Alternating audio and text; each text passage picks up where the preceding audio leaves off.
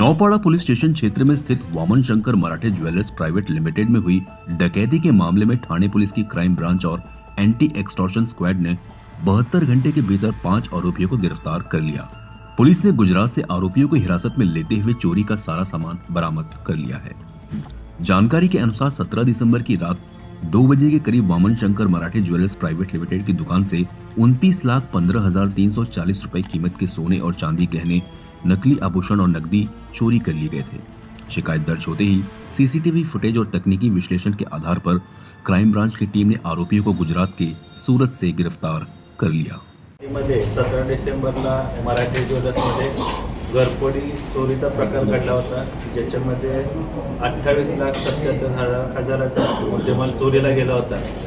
त्या नौपाड्याच्या गुन्ह्यामध्ये गुन्हे शाखेचे खंडणीविरोधी पथकाचे प्रमुख ACP शेखर बागडे, त्याचबरोबर ACP डिटेक्शन 2 श्री डोंगरे, खंडणीविरोधी पथकाचे अधिकारी, मध्यवर्ती कक्षाचे आमचे अधिकारी PI Shinde, PI Narendra Pawar, API Sunil Taramale, API Shrikrishna गोरे, API Bhushan Kapadnis, PSI Vijay Rathod, PSI Tawde आणि PSI दीपक पाटील आणि त्यांचे सर्व सहकारी पोलीस अंमलदार यांनी सदर गुन्ह्याचा समांतर तपास करून त्यामध्ये अद्याप 5 संशयित आरोपींना अटक करण्यात आलेली आहे आणि त्या आरोपींकडून 483 ग्रॅम वजनाचे सोन्याचे दागिने, त्याचबरोबर 5.5 किलो चांदीचे दागिने आणि मोबाईल व इतर मुद्देमाल असं जवळपास 29,15,340 रुपयाचा मुद्देमाल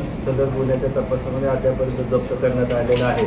या आरोपींवर त्यांचा पूर्व इतिहास पाहता अद्यापर्यंत तपासामध्ये त्यांच्यावर गुजरात आणि राजस्थान इथे असे 2 चोरीचे गुन्हे दाखल आहेत। सदरच्या आरोपींना गुरुवारपर्यंत पोलीस कस्टडी रिमांड आहे। या गुन्ह्यामध्ये अजून या आरोपींनी अशा प्रकारचे गुन्हे पोलीस ठाण्याच्या आयुक्तालयाच्या हद्दीत किंवा महाराष्ट्रात, राज्यामध्ये, देशामध्ये इतर ठिकाणी गेले आहेत का, त्या अनुषंगाने देखील आमचा तपास सुरू आहे। सर, याच्या अगोदर दुकानातला पण इन्व्हॉल्व होता का याच्यामध्ये? दुकानातला पण टिप देण्यासाठी इन्व्हॉल्व होता का? त्याचा तपास देखील चालू आहे। दुकानातले कोण कामगार असतील किंवा आजूबाजूच्या परिसरात राहणारे कोण त्यांच्या संपर्कात आहेत का, याचा देखील तपास सुरू आहे। निष्पन्न असं निष्पन्न झाले आहे की यापैकी यांच्याकडे साथीदार आरोपी आहेत, यांनी पूर्वी दुकानाची रेकी केलेली आहे। सर्व इत्यंभूत माहिती दुकानाच्या संदर्भात त्यांनी कलेक्ट करून त्याच्यानंतर 17 तारखेला सदरचा गुन्हा त्यांनी केला। सर, या आरोपी झाले आहेत 5 कोटीपेक्षा जास्तची तक्रार आहे, परंतु यातील तक्रारदार मराठे ज्वेलर्सचे जे मालक आहेत त्यांनी सर्व खात्री केली, पडताळणी केली आणि त्याच्यानंतर आतापर्यंत आपल्याला 28,77,000चा मुद्देमाल चोरीला गेला आहे असं आतापर्यंत तपासामध्ये निष्पन्न झाले। निष्पन्न केल्याप्रमाणे राजस्थान आणि गुजरात या ठिकाणी 2 गुन्हे दाखल आहेत।